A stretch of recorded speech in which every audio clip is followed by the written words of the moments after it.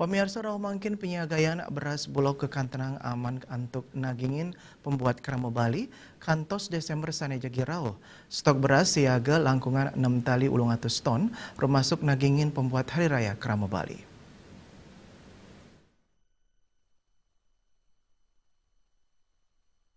Perindikan inucap kebawasan langsung oleh Kepala Bulog Kanwil Bali, Muhammad Alexander ring selagala jumpa pers ring galai lintang.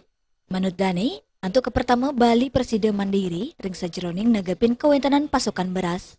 Ring warsane mangkin beras inucap rau saking petani lokal Bali, saking Denpasar, Karangasem, Miwak Lungkung. Sane kelaksanayang ring warsa kali tali selikur, beras sane kelimbakang saking petani lokal kantos langkungan 10%, sani munggo pindah ke wilangan Pine Ageng ring Indonesia.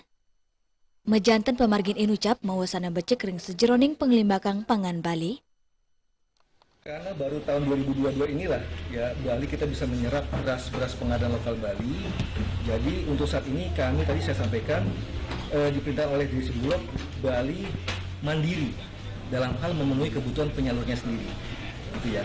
Jadi kita sampai sini belum ada program untuk mengeluarkan beras Bali keluar. Tapi saya berharap ke depannya kalau semakin banyaknya beras Bali kita serap gitu kan, dan kedua dengan ketersediaan gudang juga di Bulog juga cukup, kita akan bisa masuk keluar juga.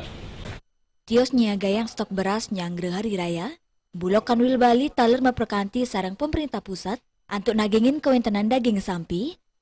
Sani katanya nih, pengarsan kramo saya nincap ritat kala nyanggre hari raya. Bulog Kanwil Bali taler sampun ngaptiang wantuan pitu kantos daseton majang pemerintah pusat untuk nagingin pembuat kramo. Komang Yuda Bali TV.